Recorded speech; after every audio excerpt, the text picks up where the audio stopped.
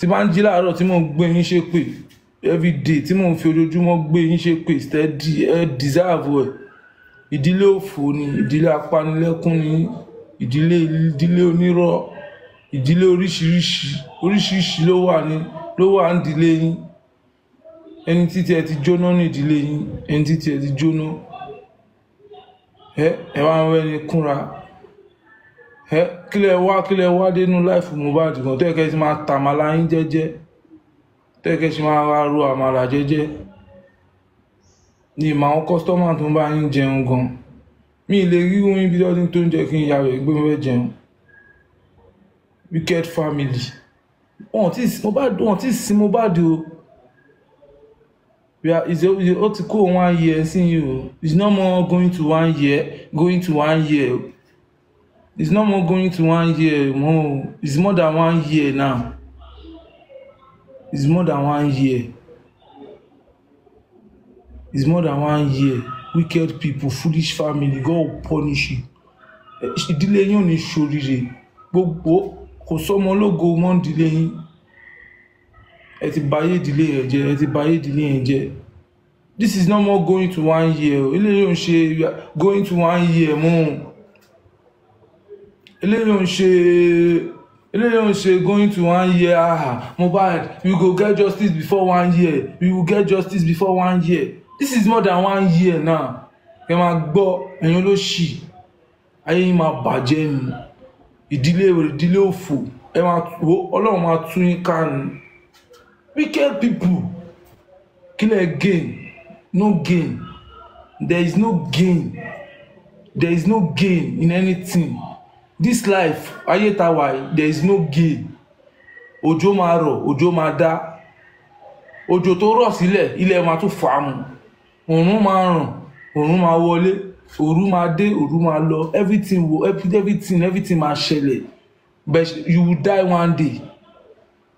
Me, I will die one day. Everybody will surely die one day. Kí ló gbé ayé ẹ ṣe? Kí ló gbélé ayé ṣe? Nothing.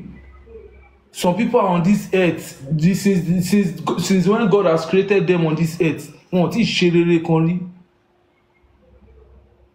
Why? Mohbad is going to 2 years now. Going to 2 years, no more 1 year. Ìwọ ìyàwó kan wá ń bọ̀ ń court. Òun esco, àwọn ọlọ́pàá. Ta ló ń lé ẹ? No one beat you. Who is looking for you? Who sent you? Ta ló yẹ kó máa bọ̀ ní court tó yẹ kó ró ìró àti bùbá kó má dìrun everything kó lè mọ̀ ta ló yẹ kó máa bọ̀ ní court bẹ́ẹ̀ wọ́n kó sojú lòun kó mọ̀pó lòun kó everything. Mohbad is going to 2 years. 2 good years. Kò lè ń ṣọ̀rọ̀ 1 year mọ́. Ní ọ̀ṣọ́ 1 year mọ́. Ó dẹ̀ yìí wà nínú fíríjì. Inú fíríjì ni.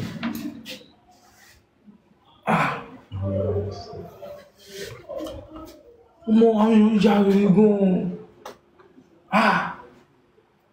Ó dẹ̀ yìí wà nínú fíríjì. Ẹ̀dẹ̀ yìí fi sínú fíríjì. Ẹ̀yin dẹ̀ ń rìn kiri. Ó dẹ̀ ní ìyá, ó ní bàbá, ó lẹ́gbọ̀n, ó lábúrò, ó ní fámílì. Mohbad dẹ̀ yìí wà nínú fíríjì. Ìkànnì you people, you are wicked o. You are wicked o. With those of you that call yourself true fans, you are wicked o. All of you are wicked. No true fans serve you anywhere. If one artist die like this, they will look for another favorite artist for themselves. They no send you. Àtìgbà tí Mohbad ti kú báyìí sí gbogbo àwọn fans ẹ̀ wọ́n ti pín lọ yẹ́lẹyẹ̀lẹ. Wọ́n ti sáà, wọ́n ti ń gbádùn Ṣèyí, wọ́n ti ń gbádùn Zino, wọ́n ti ń gbádùn Abánikọ́ńdà. Say they no fit come again, Abánikọ́ńdà. Ferrari this one no be Honda. Wọ́n ṣe dé fi fún mi àti ndé wọ́ndà. Mo bá wọn wé igbó ńlá, ọmọ kékeré owó ńlá. Ìyẹn ló ń jẹ́ ẹ̀sìn. Ẹ ti gbàgbé ọmọ lọ́mọ. Attack! Back to send attack! Attack! Attack! Yàtú yìí láì. Nígbà tí gbé mi débẹ̀ yìí sí wá. nǹkan tẹ́ ẹ̀ ń jẹ́ ń sìn nìyẹn. Ẹ ti gbàgbé your silent mode but beast ni mí. Ó lè wà silent ọ̀daràn lọ́mọ mi kò gbọ́ kankan ẹ sáyà gbàgbé ẹ̀ wọ́n mọ̀ mí ẹ sáyà gbàgbé ọmọ lọ́mọ so soon. Life, this life,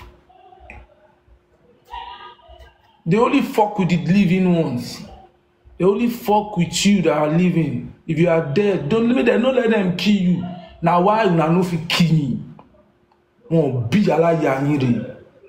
If you like, make you not get in person where they sleep with me, where we gather the chop, where we gather the drink. Make you not get time as Kenny gẹ́gẹ́ bí pé plan ẹ̀ láti ṣe ká ẹ máa ṣe ayé na deceive yourself. If you like, bribe anybody, go far away, go and do anything you want, Sabi. I've been saying this, you can't kill me. God will punish you. Just like that, we all forget Mohbad like that, just like that. Me, tó bá ní kó tọ́ka sí ẹlòmíì tó bá ti wá sí life, lè máa forin Mohbad máa tú wa lójú. Lè máa kọ́ play orin Mohbad, ẹ máa kọ́ máa forin Mohbad máa wáìnì wa, so ẹ máa lè rérò. Ẹ máa kọ́ máa fi orin Mohbad bẹ́ẹ̀ ń tafa là ń rí bẹ́ẹ̀ ń ṣe ogbó ẹ̀ là ń rí àwọn gbọ́ kankan bí. You see me, you see wahala, always working with 100%. Mi ò mọ̀ fọ́. Tó bá fẹ́ ṣẹlẹ̀ wá sáré rí nǹkan tó máa sáré ṣẹlẹ̀ ọgán máa regret pé kí ló dé tó fi jẹ́ kó ṣẹlẹ̀ báyìí àṣebọ́bọ́ yìí gan àṣojà wèrè tó yìí. Mohbad is in that inside fridge there. Ṣé tẹ máa mọ̀ bóyá Mohbad gan ni mọ́? Mohbad wà nù freezer. Ẹ fọmọlọ́mọ sínú fridge. Ẹ̀yin wà nù AC. Ẹ wà nù AC ẹ fòun lẹ̀ sínú fridge. Ó gbọ́n. Tó bá gbé Mohbad gan lẹ́gan people lè recognize ẹ mọ́. Ọmọ èmi ò fẹ́ mọ bí ohun mi tó máa lù mí tó máa ní kí n fọbọ́ kí n fọ̀dí tó máa gbá mi lójú níbọ̀ mi ò fẹ́ o mi ò fẹ́ rárá náà má jẹ́ àṣìgbé wọ́ọ̀dù náà má jẹ́ àṣìyàn life vanity upon vanity lọ bèrè go and ask lọ bèrè story àwọn tó ti kú lọ bèrè story wọn gbé ilé márùn kan báyìí jáde tọ́nà fi góòdù kọ gbogbo ilé yẹn tó owó fídíò yẹn ó fi góòdù kọ gbogbo inú ilé yẹn débi pé tẹ bá wọlé báyìí ìgbà tó kú kò sọ́mọ ẹ̀ kankan nínú ilé yẹn jàǹkáríwọ̀ ti bo góòdù mọ́lẹ̀ gbogbo nǹkan. There is nothing in this life. Ẹ ṣayé re kó dára, ẹ ṣayé re. That's the intro of that song. Go and listen to Frenemies. Ẹ ṣayé re kó dára, ẹ ṣayé re kó dára, ẹ ṣe ayé re, please. Wicked people everywhere. Wicked people all here and there. Foolish people here and there. Don't be an instrument for the evil. Ẹ má jẹ́ irinṣẹ́ fáwọn ọ̀tá. Please, we all have our glory. Don't be a weapon for all these people. Them, they will be inside AC having fun. They will be sending you there to go and die. They will be paying you for your life. Pray to God. God will find. Tó bá sọ pé k'Ọlọ́run pèsè ọ̀nà fún ẹ, ó máa pèsè ọ̀nà tuntun fún ẹ tó máa fi máa jẹ tó máa mú. Don't be a weapon of evil. Please. Ọlọ́run má jẹ́ abímọ tó máa jẹ́ weapon of evil. Oh money, àwọn ọmọ kan wá dẹ̀ pé weapon of evil ni wọ́n. Ọmọlọ́mọ tó wáyé tògótògó, he was a carpenter. He tried all his best to be a winner in life. He tried all his best to make his family proud. He tried all his best to clean that poverty name away from his family. Ó fẹ́ fi rich family síbẹ̀. He tried all his best because you know dùn sí lifestyle tó ń live.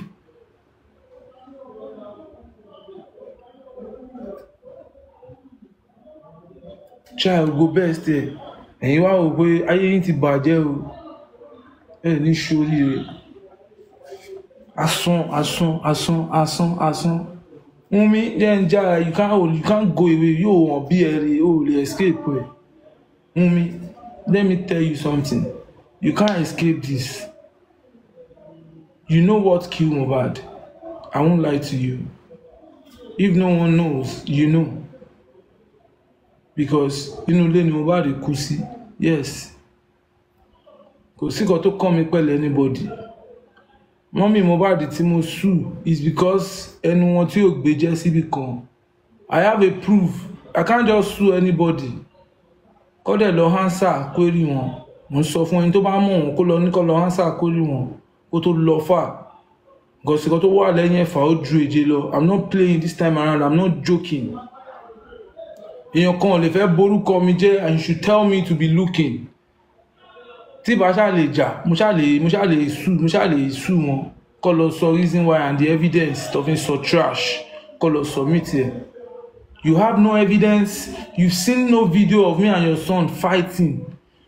Ọmọ yín tó introduce mi sí Wunmi Mohbad Wunmi àbí kí ló porúkọ ẹ̀ Mama Mohbad Darusha Àdúrà OG Lifestyle Bami àti bọ̀bọ̀ tó ní dread yẹn. You see those people? Police are still joking. Ọlọ́run wọn ti ṣiṣẹ́. Àwọn tó ní strength. Ìgbájú kan lásán gan ti máa jẹ́wọ́. One slap Adé West lórúkọ. One slap báyìí wọ́n ti máa jẹ́wọ́ one slap. Ìgbájú kan wọ́n ti máa kàbò wọ́n ti máa jẹ́wọ́. But I won't talk much. Ẹ má worry, mo ń dáná lọ́wọ́. Màá dáná yàrá gbogbo yín. Ẹni ṣe eré ni wàá bá yín po mess. Ẹni ṣe eré gbogbo ọ̀nà ni wàá bá yín.